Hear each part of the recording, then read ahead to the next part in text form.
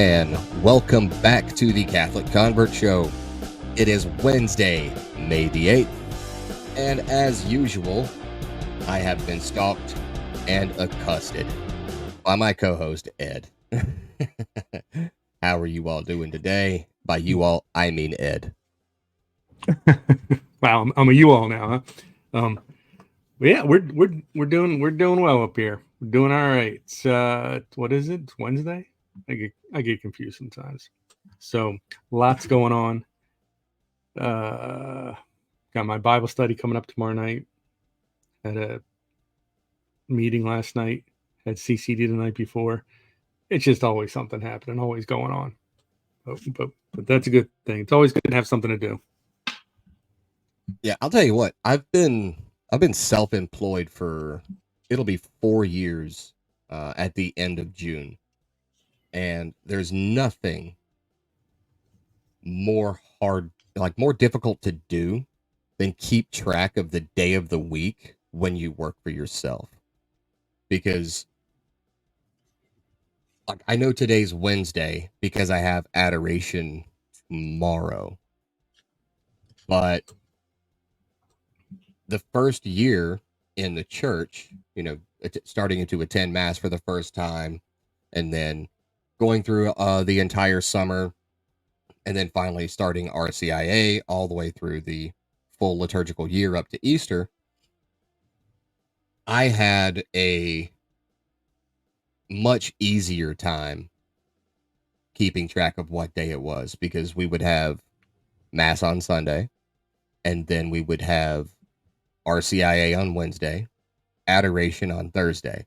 So just knowing those particular 3 days of the week made keeping track of what day it is so much easier.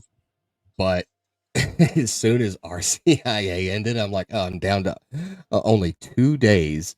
And so, yesterday I almost said it was Monday. Today I was like, yeah, let me check the calendar before I even bother talking to anyone today.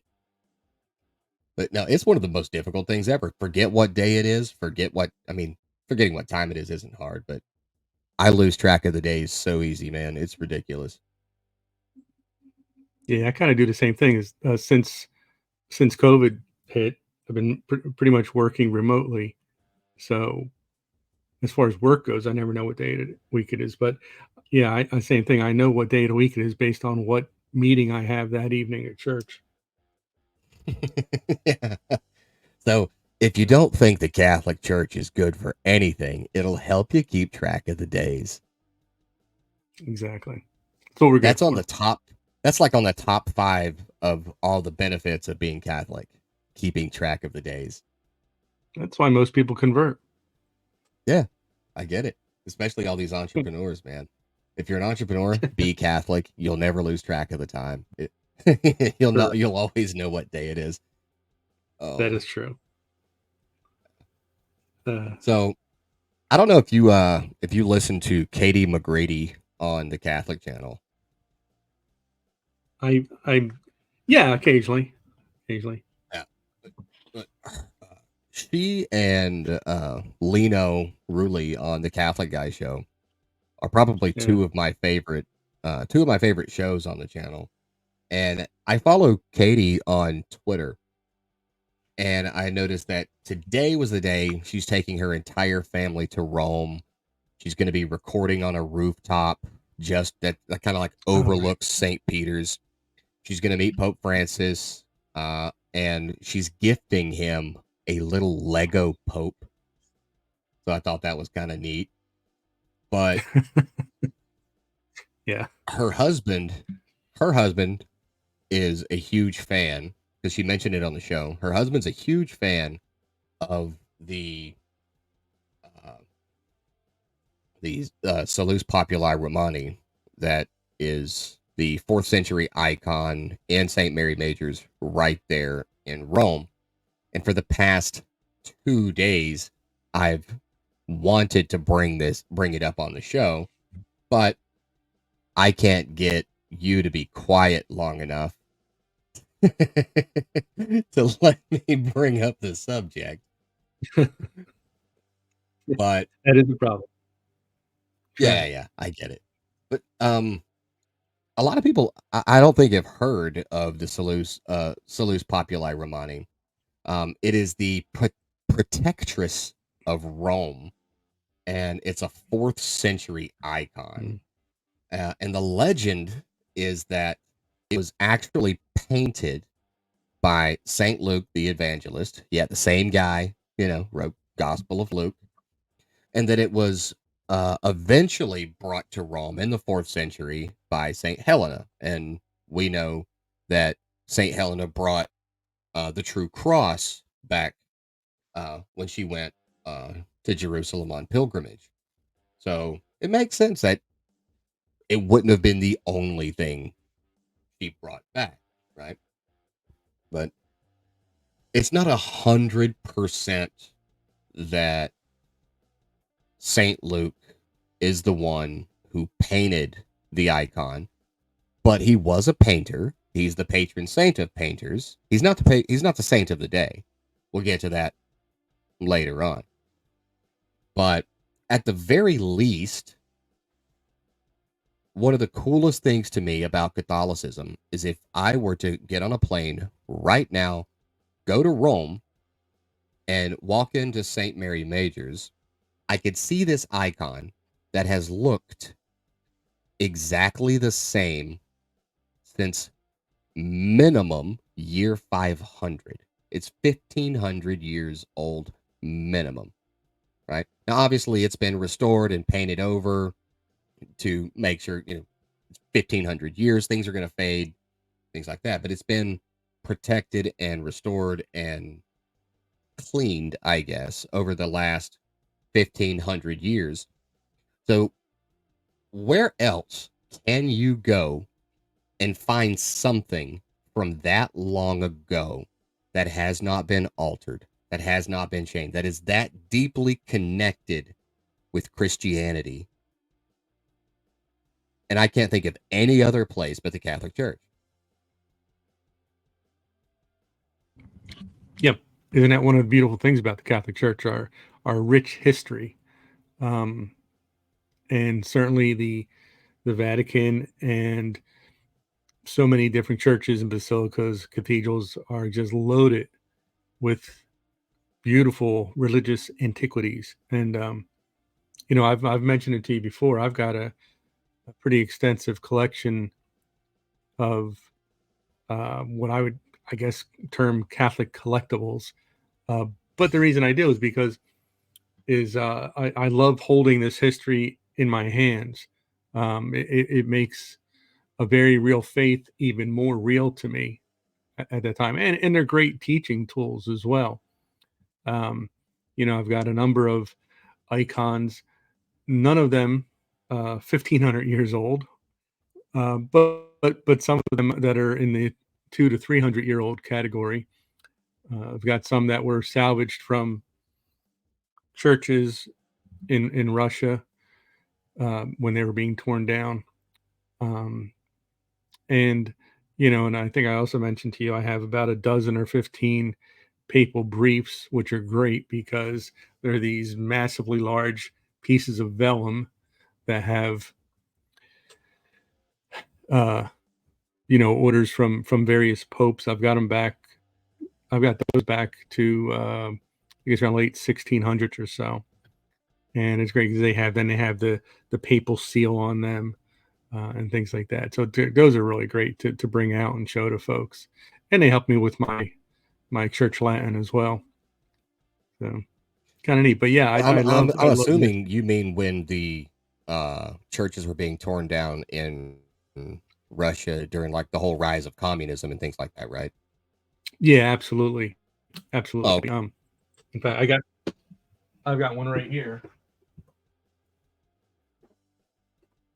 Now, for anyone who is listening to this and not watching, they're not going to really appreciate this. But this is one that was salvaged from a Russian church that was torn down. oh So you can see man, that bad that's boy. beautiful. Isn't that beautiful? Yeah. Um, so I save them, I frame them, and I hang on to them. But Yeah, I mean, obviously the church in Russia went through some dark days there, and, Yeah, there was a and so whole lot anything of that we can save from that is certainly there was a whole a lot of bonus. attempts. There was a whole lot of attempts to rescue a lot of these relics, icons, and pieces of church history during that whole period. A good friend of mine, he's actually godfather. Him and his wife are godparents to my youngest two children. They live in Wisconsin, but he travels out to Arizona, California, Texas a lot for work. And when he was in Arizona, he sent me a text message. He's like, "You'll never believe what I'm holding in my hands." I was like, knowing you and your sense of humor, that's probably safe that I don't guess. You go right. You Mm. go ahead and tell me. He said, "I'm holding Saint John the Baptist's knuckle bone." I was like, "Yeah, you're correct. I never would have guessed that. That's not something that would Yeah, have just rolled." you yeah. know, but apparently, um, it was a relic that had been spirited away across the Atlantic when they were trying to save all of these relics and icons and pieces of Mm. church history during the rise of communism, and a lot of it did end up right over here at Mm. several different churches, and I think he might have been in Phoenix. I can't. I'll have to ask him what the name of the church was, but I know I'm fortunate at my parish. We've got uh, St. Peter, Linus, Clement. We've got we've got a fragment of the True Cross. Mm. We've got a couple. I think altogether we've got about 15 relics. I know on the wall over on the outside of the Adoration Chapel entrance, we have Jose Maria Escriva. Uh, quite a Nice. bit, quite a bit of relics in our church. And you're right that it does make a already real faith even more real, if that's even possible. Yeah. You know, when and I might have mentioned this a couple of shows ago, but on All Saints Day last year, my family led the procession uh, into the church, and my daughter got to carry Saint Peter. And I just remember sitting out there in Yeah. the narthex, and I'm like, and the direct one of the directors for catechists was talking to my daughter. She's like, "Okay, sweetheart, you get to pick whichever one of the relics you want to hold, but remember you're first." So, and me over here, it doesn't make any difference. But me, I'm like, you know what? If we're first into the church, you need to be carrying the first pope. Okay, Yeah. get pick Saint Peter. Yeah. But she was like, "But do we have a Saint Catherine?" I was like, "We do not have a Saint Catherine. Okay, pick Saint Peter."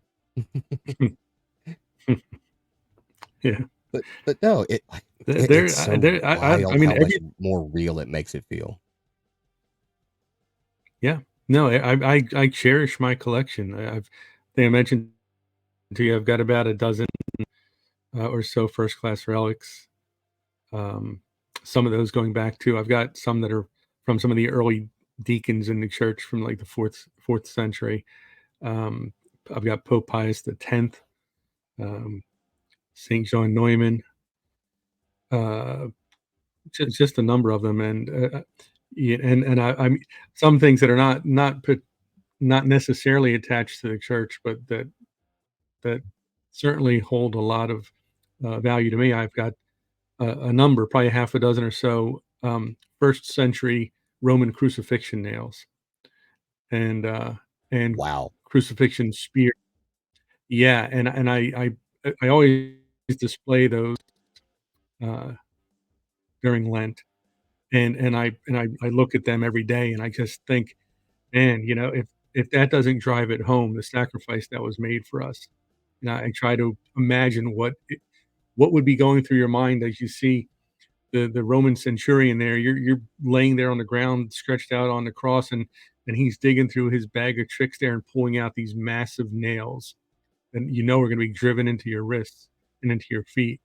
Um, I, I can't even imagine. I don't. I mean, you think about it. I mean, Christ could have said at any time, "Nope, it's enough. I think we've gone far enough with this," and he didn't. I mean, he knew exactly the pain he would endure for us, and he did it. So yeah, having those nails and being able to reflect on our Christ's suffering has always been pretty amazing to me. Um, and then I've got weird stuff too. I've got a death certificate for one of the Swiss Guard from like 1705 or something like that. So but it runs the game at my collection. Interesting stuff. You talking about those nails, it kind of reminds me of a discussion that I had the other day. Well, I wasn't having it. I was lurking and watching the discussion unfold. Um, there's this argument between whether churches should have crucifixes in them or crosses, because there is the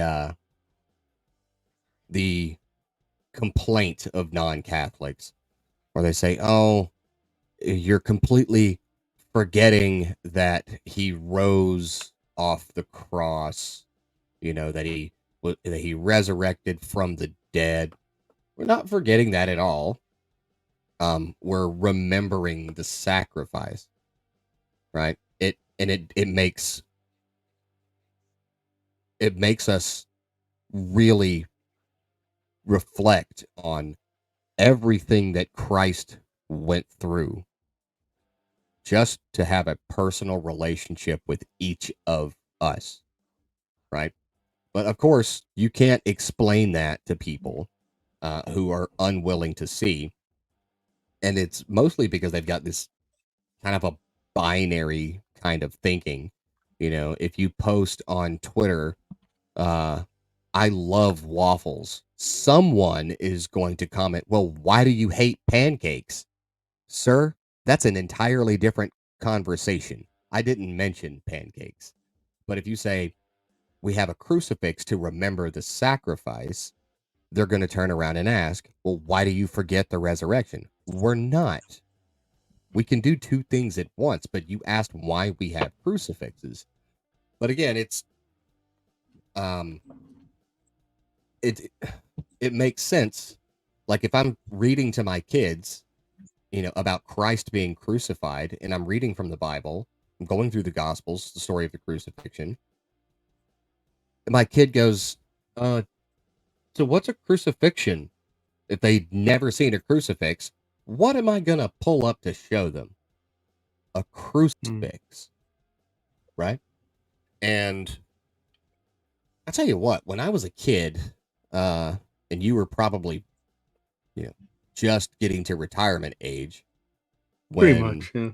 uh, when the Passion of the Christ came out, I Oh, was yeah. like, okay, I'll watch it, because I've seen 1,000 different versions of Jesus and, Charlton Heston's Moses and all this other, right?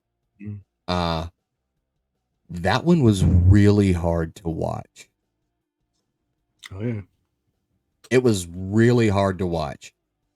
And to this day, I'm like, I should watch it. I haven't watched it in a while. I should watch it. But then when I get the cursor right over to click play, I hesitate because I've never personally witnessed a crucifixion. I'll go ahead and Mm. preface all of this with that. That's a But good thing.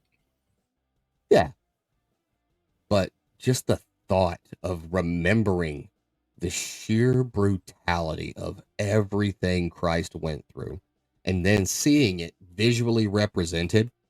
Now, obviously, if I'm thinking of Christ, I don't picture Jim Caviezel. Okay. I don't. Mm. Um, but it was a very clear, very harsh, very brutal visual representation of what Christ went through. And as hard as it is for me to watch, I feel like if I ever started to take that sacrifice for granted, then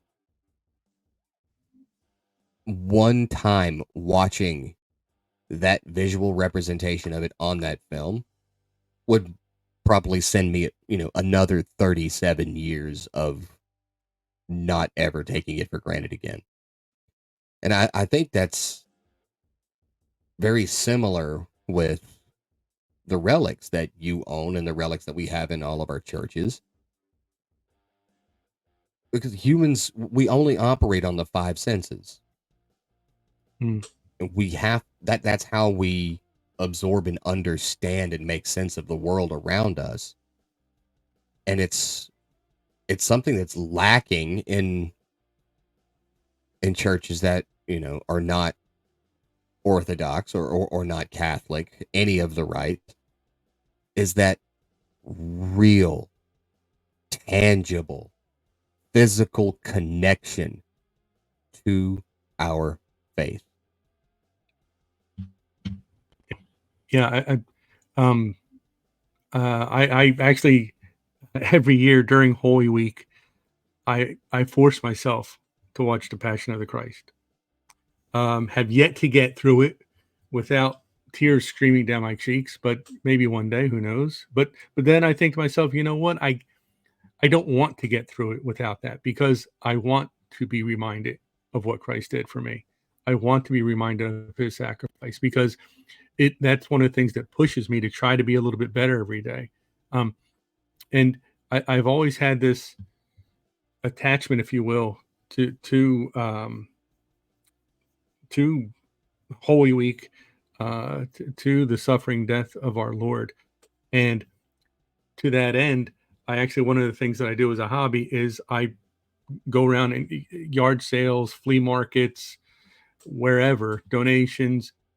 I find crucifixes that have been kind of forgotten and tossed in a drawer and have become dusty and dirty and broken and I just it breaks my heart when I see that. So I take these crucifixes and I restore them to their original glory, I guess you could say. And then I take these restored crucifixes and I find people who don't have a proper crucifix in their home, and I donate them to them. And so that's something it's kind of a sacrifice that I do for our Lord. I mean, obviously, it's never going to equal what He did for us, but while I'm holding that corpus in my hand, while I'm holding that crucifix in my hand, and I'm painstakingly cleaning it and repairing it and restaining the wood and all those things. It certainly gives me time to consider what the Lord has done for me. So I think there's something to be said for that. And I listen. What do people say? There is there is no Easter Sunday without Good Friday. There is no resurrection without the crucifixion. Um, Yeah, Fulton Sheen said that. so and we're not to say that. Oh, yeah, right. I know I heard that somewhere. Um, and Yeah. also, the sacrifice is ongoing. It's not like Christ has stopped sacrificing for us. It's ongoing, and so we need to be reminded of it. We need to be appreciative of it. The the there's also, I don't know who else said this, but the whole, yeah, that Christ paid a debt he didn't owe. Um, I think a and Protestant said that, so we're not going to quote him. but there's oh, okay, we're not going to quote that guy, but but but um but again, there is no way that there's nothing I can do in my lifetime that will make me worthy of the sacrifice of Christ. But because he did that for me, I am going to keep trying on a daily basis to do my best and to do all that I can for the Lord. Uh, so yeah, I mean, I think that it's folly to try to put the passion and death of our Lord out of your mind. and just focus on Easter, because then that leads to these things of, well, I can just live and have fun and life is wonderful and expect the best all the time, um, as opposed to taking the time to reflect on what Christ did for us and thinking that, well, maybe I should, although I would never equal his sacrifice, I would never be able to repay him for what he's done for me. At least I should be making the attempt so that he sees that I am so grateful for what he has done and love him so much for what he has done. And so that's what I do. And it's like I said, I've got some of them sitting right over to the right of me. I find some of these crucifixes, I find, you can't imagine the state they're in. Like they've been in a barn for 50, 60 years or something like that. I don't know how someone would let that happen. Now, there was one, I was walking down the street about 6 months or so ago, and there was one sitting on top of somebody's garbage can, ready to go out to the trash. I'm thinking, are you kidding me? You know, and it gets made me think that there are a lot of people who actually think that way in real life, that they're almost like throwing Christ out to the trash, like he means nothing to them. And I was like, whoa, I got to grab this one. So, and actually, there was one which was really cool that I had restored, and I had put a picture on Twitter, and a priest from outside of London, England, had commented on it, and he had said something like he doesn't have uh, a very nice crucifix in his quarters there. And I said, well, what's your address? And I shipped it off to him, and now it's happily in his residence there outside of London, England. Um, so, Nice. and that makes me feel really good. Yeah. You know, you're talking about how you'll never be good enough. I don't think a lot of non-Catholics, and probably a lot of cradle Catholics and converts, I don't think they realize that that sentiment isn't unique to just the laity. That sentiment is shared across even the priesthood. You know, I told you yesterday that uh, I had this massive barbecue out behind the church for all the men in the parish. The priest showed up, and we're sitting there and we're sipping on some 14-year-old Belvany scotch. And my priest, the main parish priest, his name's Father Christopher Smith, and he's telling me this story, and he's like, the worst thing that happens is if I'm not careful, because we are such a large parish, and because I see so many people every single day, because there's a daily mass, there's 3 masses on Sunday, then there's compline or night prayer. And there's Rorate mass during Advent. It's just always going. He goes, as I get on autopilot sometimes. He goes, so, after the mass is ended, there's the procession, where the altar boys carry the crucifix and the incense and the torches, and the 2 deacons, and then the priest all follow it out of the church. Everybody will then, that mass is now officially over, but everybody usually kneels for a prayer of thanksgiving. And then we slowly, kind of at our own pace, get out and start going up the aisle out of the church. And whichever priest it is, it's either Father Smith or Father T. Father T is hilarious. He's 75 years old. But it's, oh, hi, nice to see you. How are you? Right? Shaking your hands. God bless you. Happy feast day. Things like that. Well, there's this one lady who had a husband. Her husband was sick, and he was declining in health, elderly lady. And she would come up and she would, you know, she'd see Father, and, hey, Father, thank you for the mass. God bless you. And he'd say, hey, it's great to see you again. How's your husband? And she would tell him, he's okay. Well, I'll be praying for you guys. And then he would take a little notepad out and he'd write it down, make sure that I'm praying for her and her husband. Well, every single mass, it was the same thing every single week. Hi, how are you? How's your husband? Hi, how are you? How's your husband? And then finally, one Sunday, she comes up and she's like, hey, Father, how are you? God bless you. And he goes, hey, it's good to see you again. How's your husband? And she just kind of froze for a second. And she said, Father, you buried him yesterday. He was on autopilot and had no, he just automatically asked her how her husband was when he was the one that had presided over her husband's funeral the day before. And so he was like, I never felt like crawling inside my cassock and disappearing so much in my life. But, it's just one of those Yeah. things. Like, he's like, they are here. Our priests are here as icons of Christ, especially during the sacraments, you know.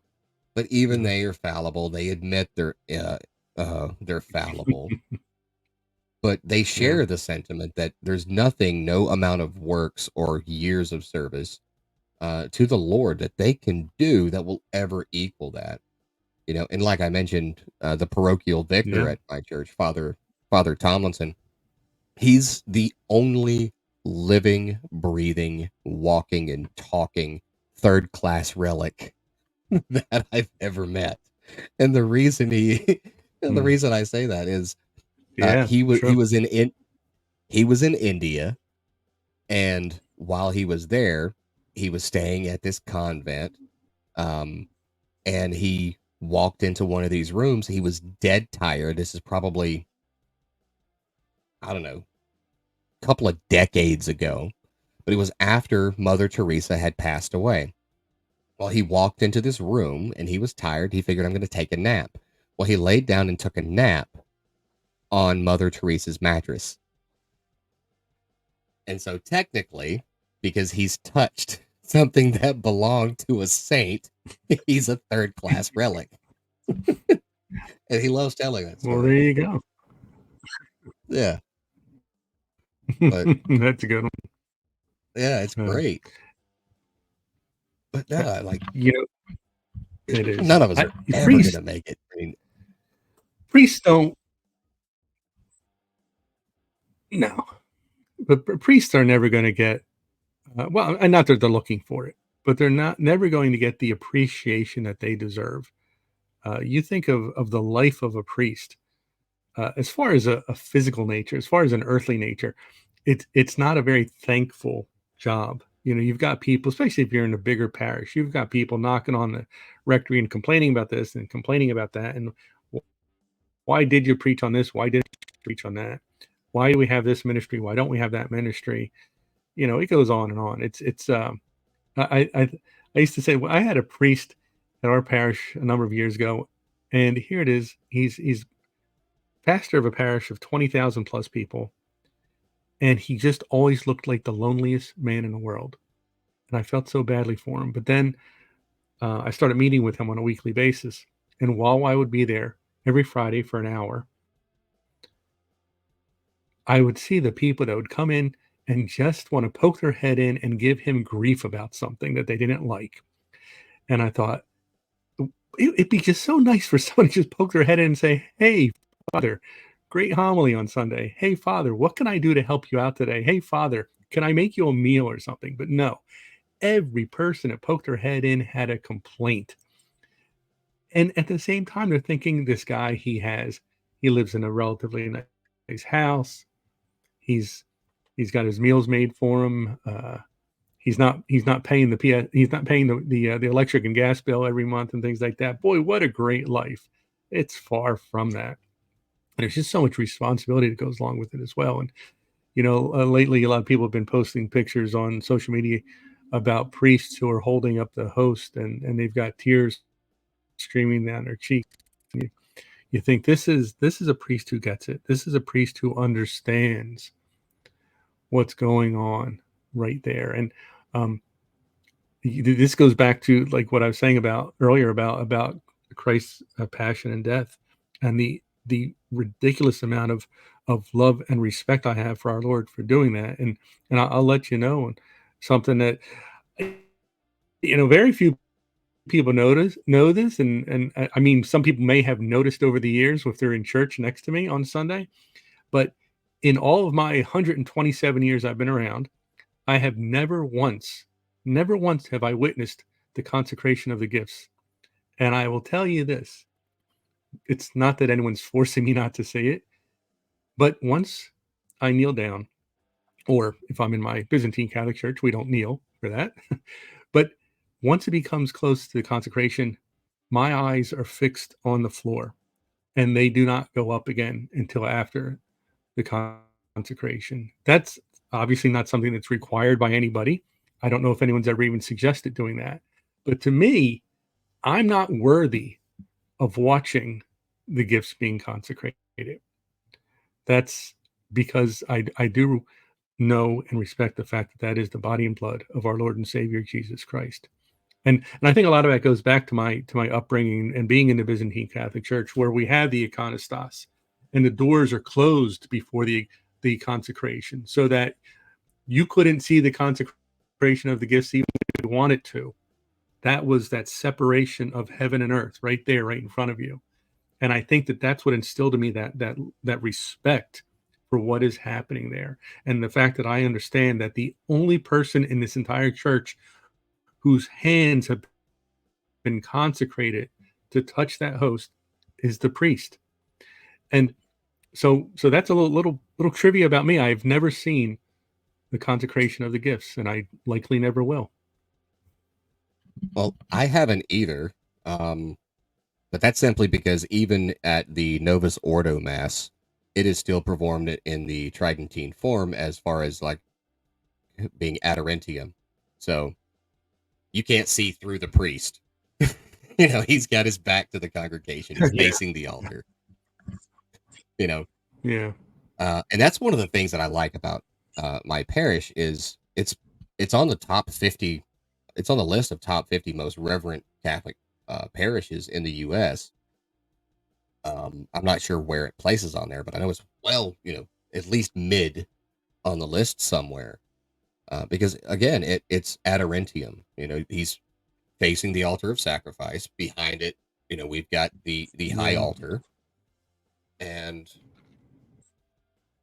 Mm. I I've never seen this is the only Catholic parish I've ever gone to, and I've never seen any other style of mass outside of the odd Latin mass I've gone to on specific feast days, whether it's um like a holy day of obligation where it's I can't even remember the name of it, the one that comes the day after All Saints Day. I can't remember the name of it.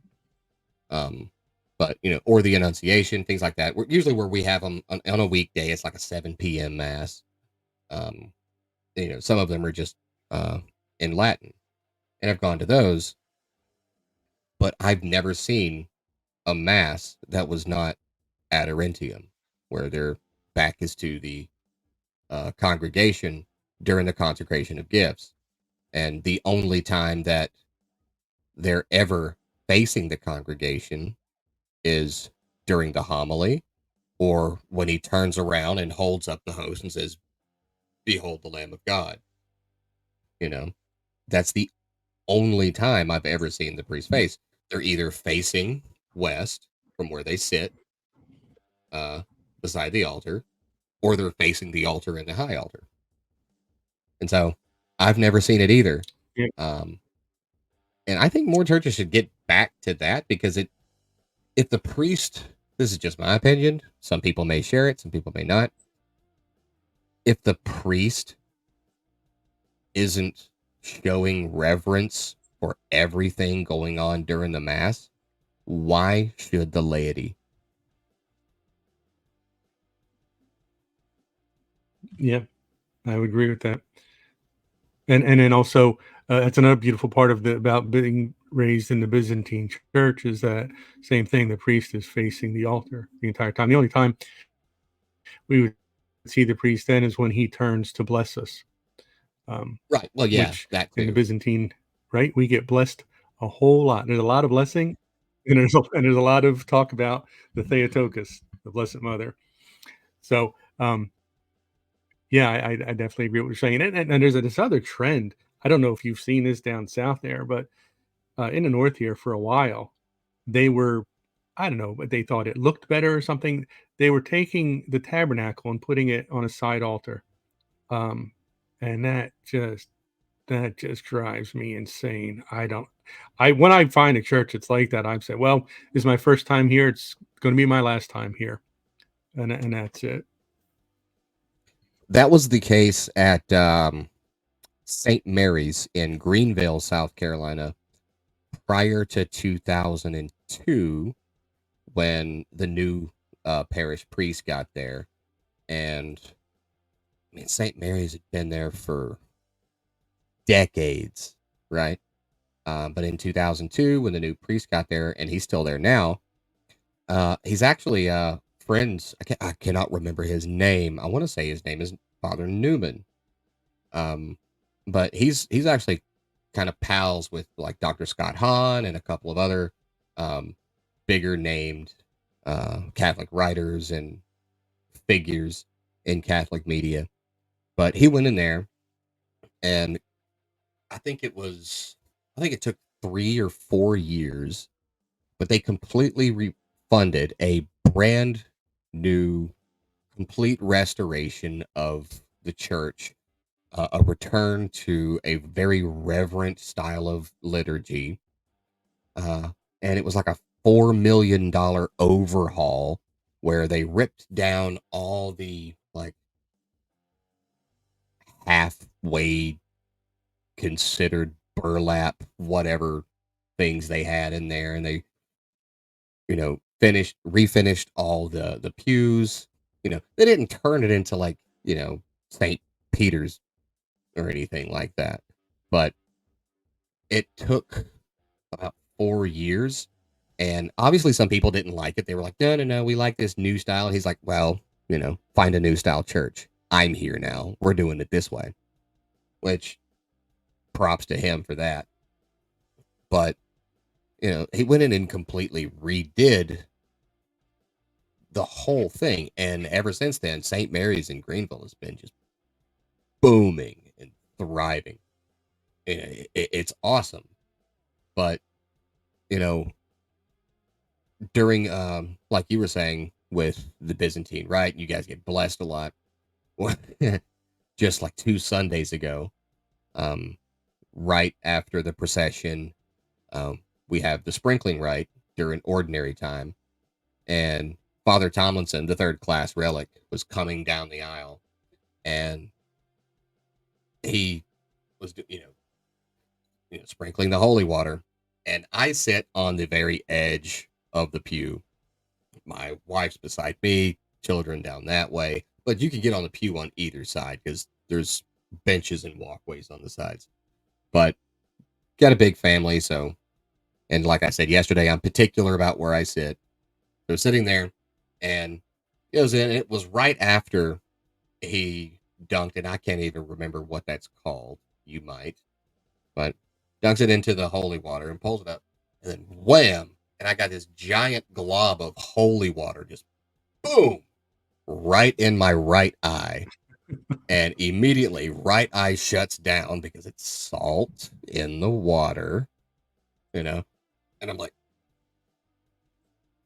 how do I not scream? Because I just got slammed in the eye. But I'm like, I felt blessed walking out of there, even though I had, one giant red eye and tears streaming down my face. I tried to tell everyone that it was out of reverence for God that I was tearing up. But it's just because Father T hit me in the eye with a big old blast of holy water.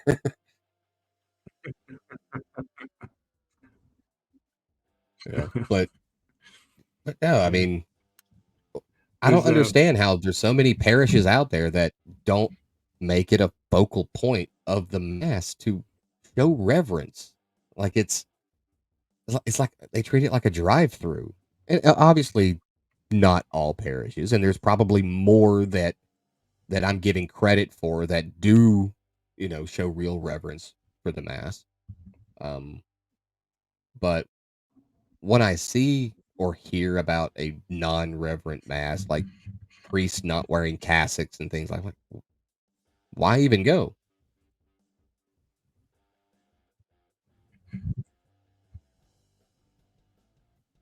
Like I would pick a different church.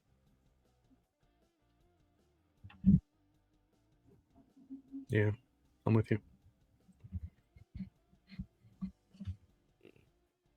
But no, I've never been to a Byzantine rite, and I've never been to an Eastern rite. We do have a Greek Orthodox church here that I've considered going and checking out just because I've never been in one.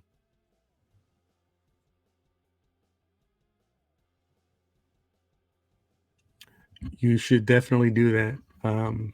It'd be an experience, and especially if you can get if you can find a Byzantine Catholic church, and if you can find one that either has a very good choir or that they have a choir that will come in for holy days or on a special occasion or once a month or whatever, you've got to check it out because in the Byzantine rite, the entire liturgy is sung, and even the gospel is sung.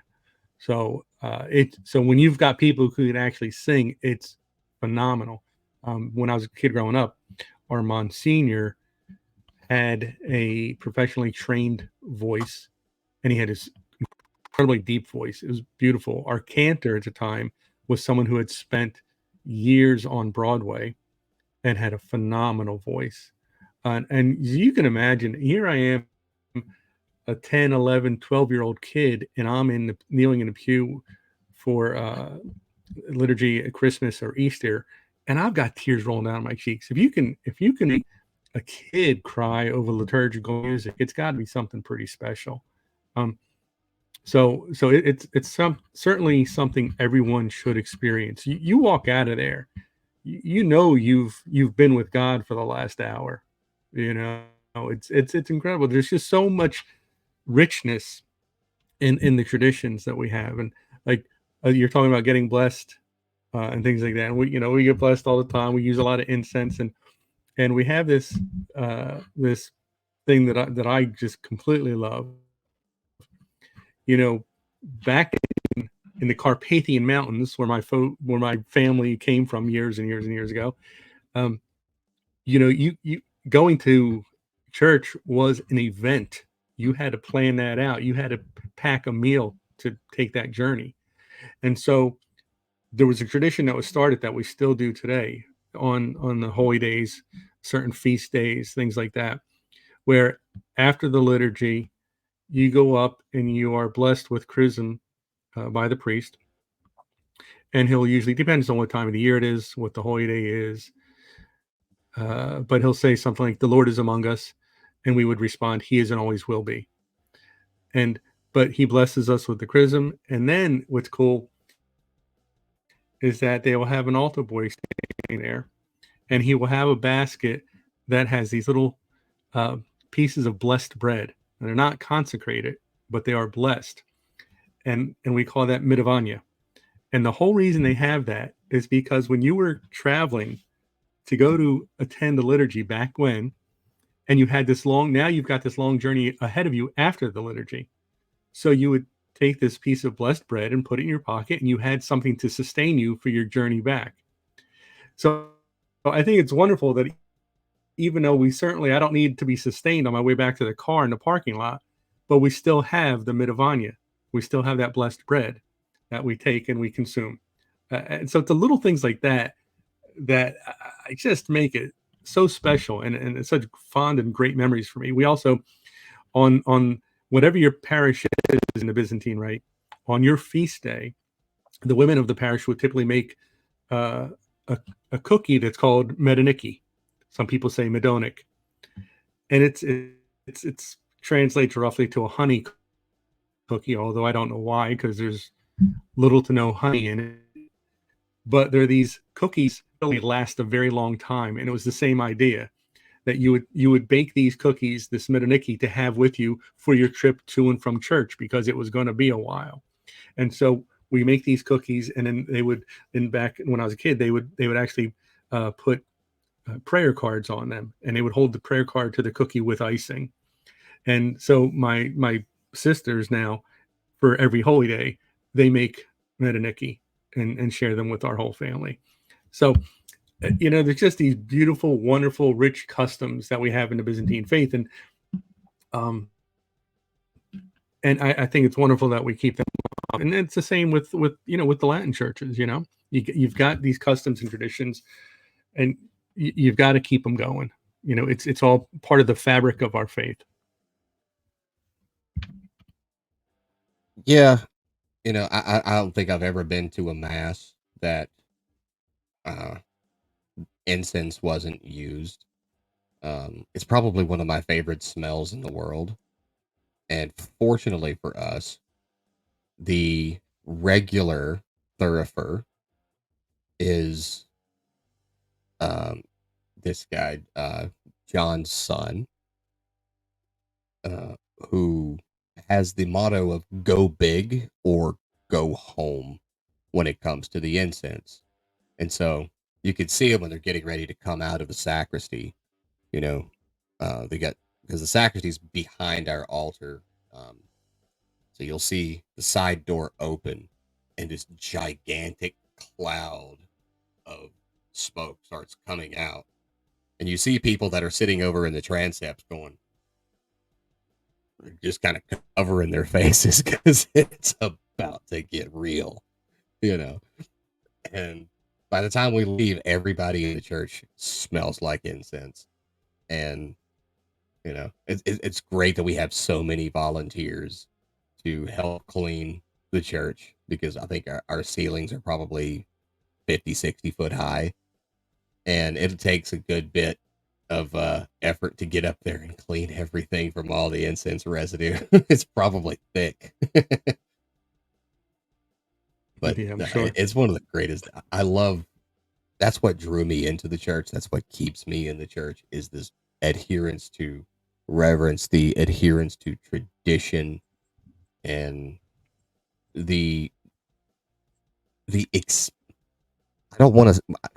I don't want it to sound like I'm cheapening it when I say the word experience, but I can go to any church in any strip mall, you know, started by cousin Jim in 2014, and I can hear, reading of scripture, preaching, and all this other. Okay, cool, great. When I walk into mass coming from the world, and then when I walk out of mass going back into the world, something just happened is kind of the way I view it. Like, I don't walk out of mass like, oh, church is over. I walk out of there going, something just happened because we are fortunate enough to have a wonderful choir.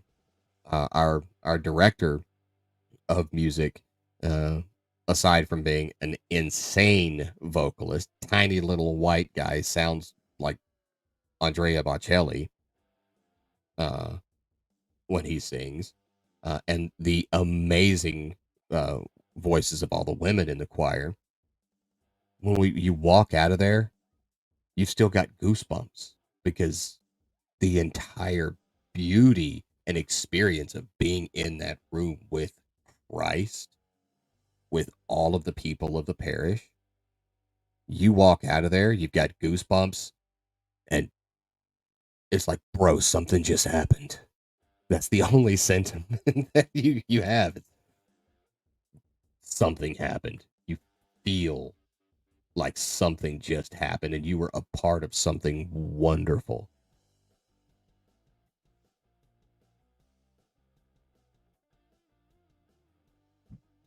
Yeah, and that's what it should be. I wish more parishes would make sure that people walk out with that feeling, as opposed to, yeah, we got our obligation done this week.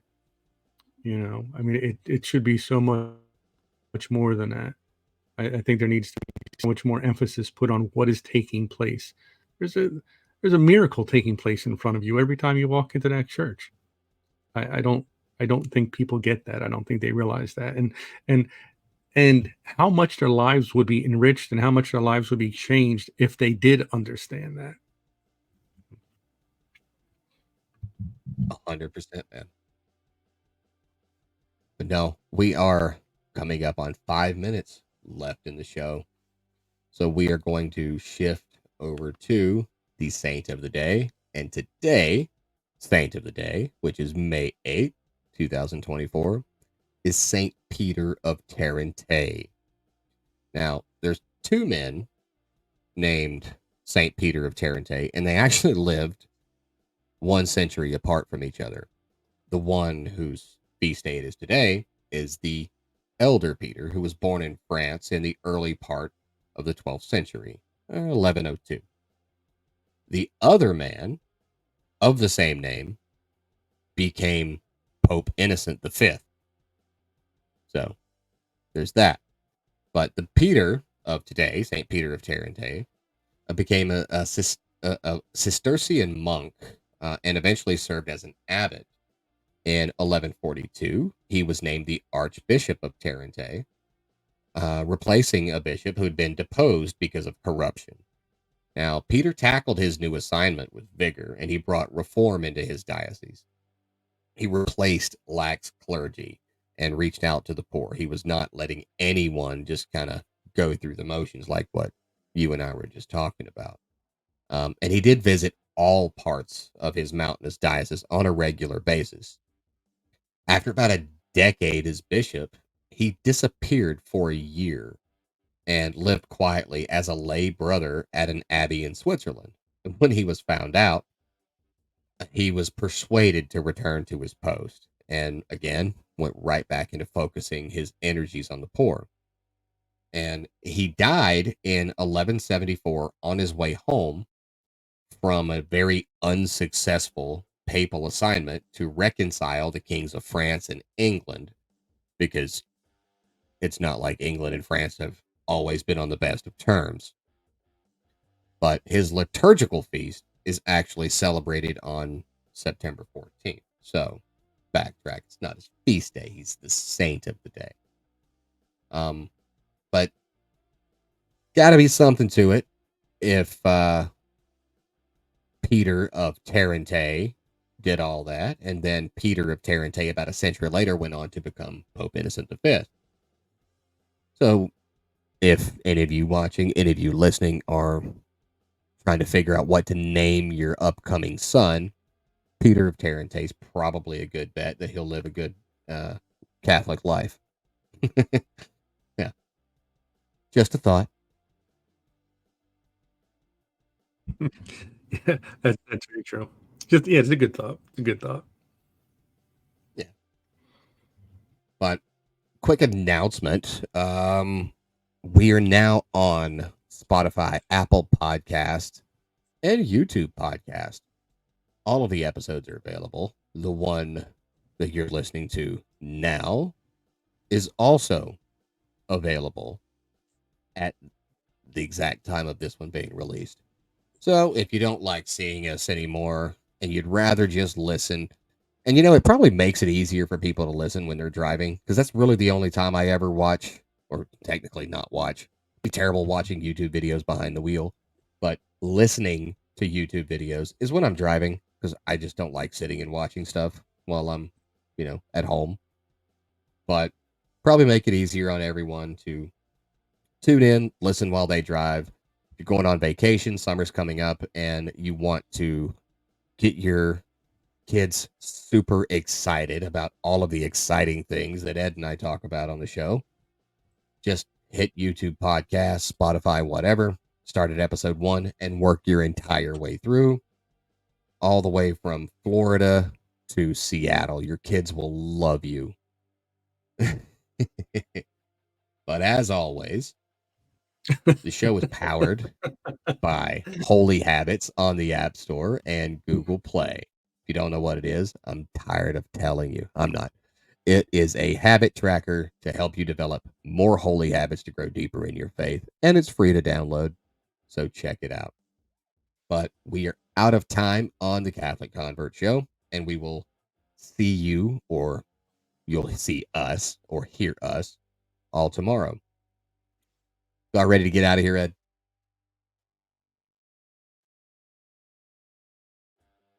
Looking forward to it. See, he's tired already. It's time for his nap. Thank you all for watching. Thank you all for listening. Thanks for liking, subscribing, and we'll see you tomorrow on the the Catholic convert show.